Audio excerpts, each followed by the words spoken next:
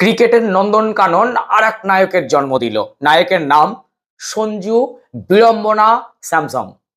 জীবনে যে কত বিড়ম্বনার শিকার হয়েছেন, 2015 সালে ডেবিউ হওয়ার পরেও আজ তাকে নায়ক হতে হচ্ছে।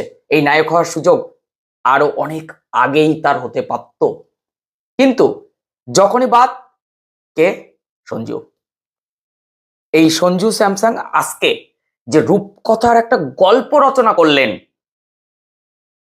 এই গল্পে কিন্তু অনেকে লজ্জা পেতেও পারে।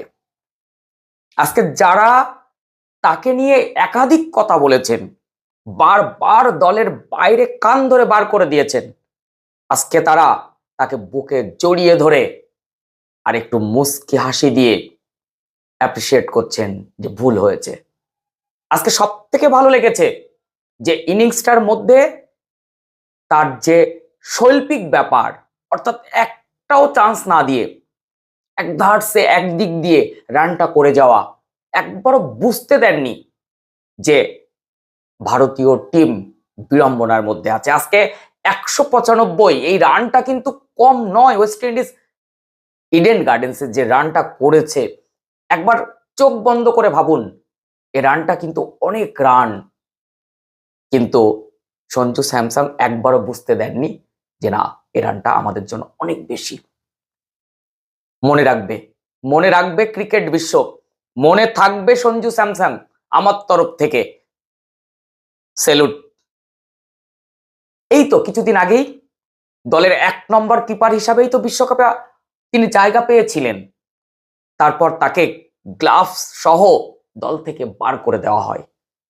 তার জায়গায় ঈশান কিষান তিনি কিন্তু গ্লাভস ধরেন, কিন্তু তিনি শুধু গ্লাভস ফিরে পাননি, তিনি ফিরিয়ে দিয়েছেন ভারতের সম্মান, ফিরিয়ে দিয়েছেন একটা সুপ্ত, একেবারে আটকে থাকা, একেবারে অন্ধকারে নিমজ্জিত হয়ে যাওয়া একটা নায়ক।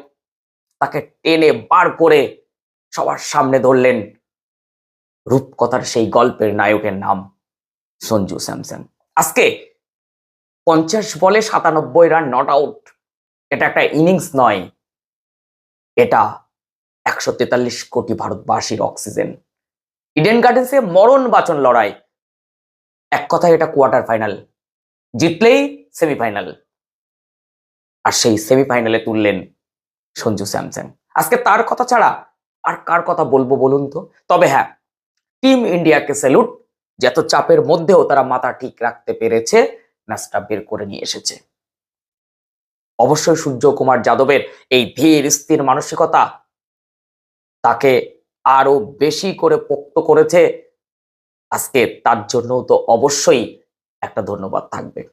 ধন্যবাদ থাকবে প্রত্যেকটা প্লেয়ারের, যারা টিম ইন্ডিয়ার সদস্য হয়ে বারবার দুবার ফাইনালে চ্যাম্পিয়ন হওয়ার একটা স্বপ্ন দেখাচ্ছে। 2024 আমরা হিটম্যানের নেতৃত্বে এই T20 ওয়ার্ল্ড কাপ জিতে রূপকথার একটা গল্প রচনা করেছিলাম। সেই গল্পের একেবারে উপসংহারে পৌঁছেছি। বারবার দুবার, পরপর দুবার, যা T20-র ইতিহাসে হয়নি। সূর্যকুমার যাদবের নেতৃত্বে, গৌতম গম্ভীরের অভিভাবকত্বে আমরা কিন্তু সেই বিশ্বকাপের ফাইনালের দিকে এগিয়ে চলেছি। কোয়ার্টার ফাইনাল জেতা হয়ে গেছে, এবার সেমিফাইনাল ইংল্যান্ডকে পরাজিত করে সরাসরি ফাইনালে যেতে হবে। ট্রফি নিয়ে বুঝিয়ে দিতে হবে ইন্ডিয়ায় সেরা। ক্রিকেটে ইন্ডিয়ার ঊর্ধ্বে কেউ নয়। তবে হ্যাঁ, খারাপ দিন তো যেতেই পারে, যেমন গিয়েছিল সুপার 8-এ সাউথ আফ্রিকার দিন, আমরা দুষেছিলাম। কিন্তু আজকে জিম্বাবুয়ের পর আবার ইডেন গার্ডেন্সে সেই রূপকথার গল্প দেখলাম। বোলিং সাইডটা দারুণ ছিল, কিন্তু 14 ওভারের পরের থেকে ওয়েস্ট ইন্ডিজ, মূলত জেসন হোল্ডার, তার নেতৃত্বে ব্যাটিং একেবারে সেই জায়গায় পৌঁছে যায় যেখানে তারা শেষ 6 ওভার তো একেবারে মারকাটারি ব্যাট করে। ওই জায়গা থেকে রানটা পৌঁছে যায় 195। সেখানে আপনি একটুখানি লক্ষ্য করলে দেখবেন, প্রথম 6 ওভারে মাত্র 45 রান, পাওয়ার প্লেতে মাত্র 45, উইকেট পড়েনি। কিন্তু সে হোপ, কিন্তু ক্যাপ্টেন সে ধুকছিলেন। ওই জায়গায় ভারতীয় বোলিং এত আঁটোসাঁটো ছিল, কিন্তু একটু হলেও শেষের দিকে বিড়ম্বনার শিকার হতে হয়। আমরা ভাবলাম হয়তো মোমেন্টামটা পেয়ে গেছে ওয়েস্ট ইন্ডিজ, কিন্তু না, সঞ্জু স্যামসন আছে তো আমাদের, তিলক ভার্মা তো আছে, সূর্যকুমার যাদব আছে তো। হ্যাঁ, আজকে হয়তো অভিষেক শর্মা রান পেলেন না, তার একটা সমস্যা চলছে। লাস্ট ম্যাচে তিনি কিন্তু বড় স্কোর করেছেন, আজকে রান পাননি। তবে ঈশান কিষান ভালো শুরু করেছিলেন, হয়তো বড় স্কোরের দিকে যায়নি। অ্যাকচুয়ালি তাদের দরকার হয়নি বলে মনে হয়, কারণ সঞ্জু স্যামসন আছে তো আমাদের। তিলক ভার্মা দারুণ একটা পার্টনারশিপ বানিয়ে গেলেন সঞ্জুর সঙ্গে, সূর্যকুমার যাদব দারুণ একটা নক দিলেন, হার্দিক পান্ডিয়া দারুণ একটা পার্টনারশিপ করার চেষ্টা করলেন, শিবম দুবে এসে সঞ্জু স্যামসং এর সঙ্গে একেবারে ওয়েস্ট ইন্ডিজের কফিনে শেষ পেরেকটা পুঁতে দিলেন। সেই সঙ্গে সঙ্গে ভারতকে নিয়ে গেলেন সেমিফাইনালে। এবার সঞ্জু কি বলবেন? সঞ্জু অ্যাকচুয়ালি স্বল্পভাষী, একটু হেসে তিনি কিন্তু দারুণ করে উত্তরটা দিয়ে দিলেন সবাইকে যে তাকে দলের বাইরে রাখা যাবে না। আর সেটাই প্রমাণ হলো আজকে। আজকে সিটি অফ জয় কলকাতা, গঙ্গার তীরে, ইডেন গার্ডেন্সে এই এত দর্শকের মধ্যে যে ইনিংসটা তিনি আজকে খেললেন, সত্যি মনে রাখার মতন। এখানে অনেক নায়কের জন্ম হয়েছে, ইডেন গার্ডেন্স অনেক কিছু দিয়েছে, এখানে সঞ্জু স্যামসংকেও নতুন করে প্রাণ দিয়েছে। সেই সঙ্গে সঙ্গে ভারত চলে গেছে সেমিফাইনালে। 2026 টি-20 ওয়ার্ল্ড কাপ ভারতের জন্য তো আপনার কি অভিমত নিশ্চয়ই জানান।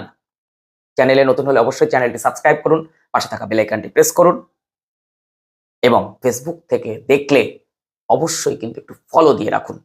শেষের একটা প্রশ্ন, আজকে ভারতের কোন দিকটা সব থেকে ভালো লেগেছে, ব্যাটিং না বোলিং?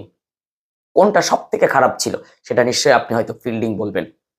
সূর্যকুমার যাদবের আজকে ক্যাপ্টেন্সির একটা ভালো দিক, একটা খারাপ দিক কমেন্ট করে জানান।